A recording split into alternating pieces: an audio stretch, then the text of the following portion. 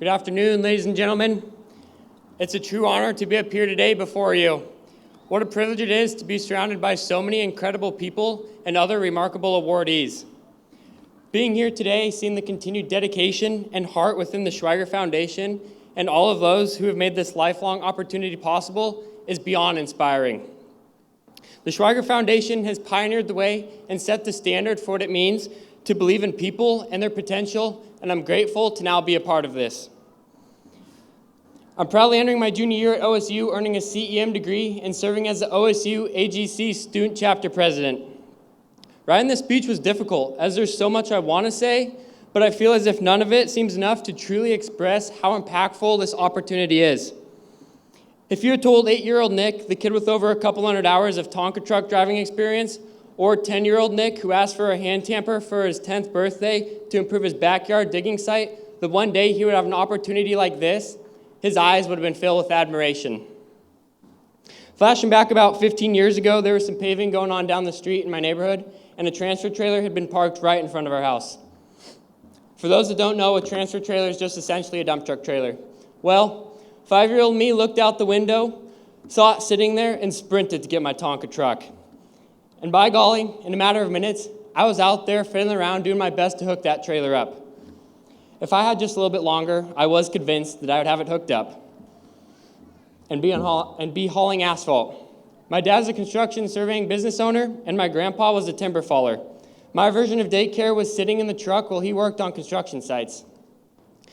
I was thrilled just to be there watching the people that I look up to. Every now and then, I'd get the chance to hop in a grader or rock truck, sitting on a 5-gallon bucket, making some of my fondest memories. I'd then go home and build homemade screens for dirt, set up fake form boards, and try and mimic what I saw my role models doing that day in a little 10-by-10 area of the yard called the digging site. This is where my fascination with construction began. But more importantly, not only have I been around construction, but I was born and raised by a strong family. I was raised on hard work and taught that the actions you take dictate where you go. I was brought up with old school values like the value of building your own path and that you aren't owed anything you haven't earned. My dad's a pretty straight shooter. If I put in less than I was capable of, he called it how it was. Even when I thought I did something well, he'd nudge me to do a little bit better. Not to be hard on me, but because he saw the big picture and wanted me to carry myself with pride. Even on the simplest, easiest tasks, such as putting an extension cord away, he showed me it wasn't enough just to coil it good enough, like most people would say. It was simple. It all had to be done right, neat, and tight. Not because it would ruin the cord if it were sloppy, but because any task worth doing is worth doing right. Good enough is never enough in any scenario because we all have the opportunity to do things right with integrity. United States Navy Admiral McRaven once said, if you can't do the little things right, you will never be able to do the big things right. And that's one thing that's always pushed me, to take pride in everything I do, from the smallest task to the biggest. Because when you do the little things right, the big things start to feel a whole lot more achievable. My family and those around me raised me to aim big and not fear challenges. My grandpa, who I greatly look up to, constantly reminded me that the tougher it is, the better we like it. In a world full of obstacles, the people around me prepared me to face them head on, to not just accept the challenge, but to enjoy it. The way I was raised taught me the value of hard work and the importance of holding myself to a higher standard, just like Hal Schweiger does. Out of fear of being average, I've always been driven to work, constantly looking for something to get my hands on, to feel that pride and satisfaction. I did anything I could, from getting involved in sports to shoveling snow and stacking firewood. Looking back, those weren't just small jobs to stay busy.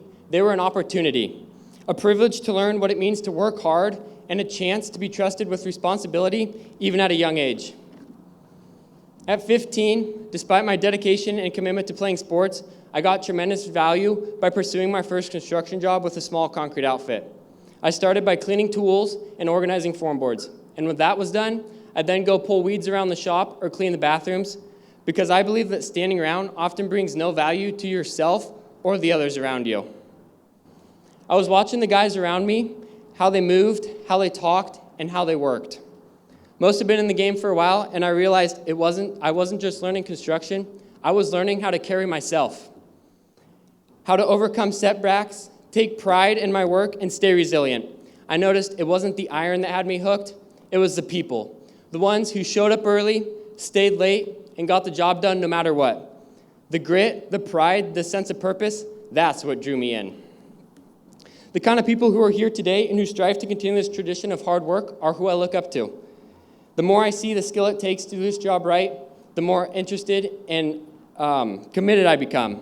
And I'm thankful to be entering this industry where people care to teach me how to do it the right way and pass on their skills. Being surrounded by people who not only take pride in their work, but care to show me how to do it right gives me a real sense of purpose and belonging. While attending OSU, I spent my summers with a civil construction contractor, working up to 60-hour weeks during my college breaks. People often say you should take a break and enjoy yourself. But to me, this is the break. I enjoy the work. Working alongside those crews showed me what the real world looks like beyond a classroom. When I learned about the Schweiger Memorial Scholarship, it wasn't just the life-lasting opportunity that I found within it. It was the strength that stood out to me. The Schweiger Foundation has taken the tragic loss of Forrest and Conrad and transformed it into something powerful, something lasting. A true testament to what happens when hard work, vision, and skilled people come together. The loss of Forrest and Conrad really hit home to me.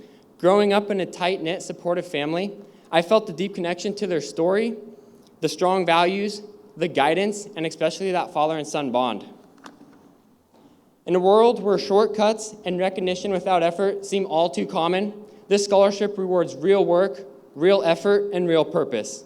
This opportunity is far from a handout, but it's a hand up for those who earn it.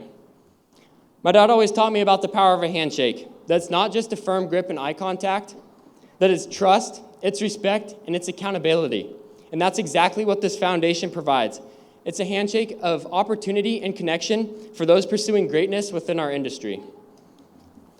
Rather than simply giving an award, this foundation inspires and encourages us to keep pushing, keep growing, and keep learning on our own journey.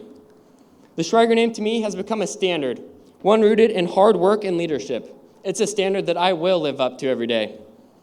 As I speak on behalf of myself and the other recipients, I'd like to extend my sincerest thank you to the Schweiger family, the foundation, and all of you who continue to make this fun possible. We're incredibly grateful and proud to carry the Schweiger legacy forward. Thank you.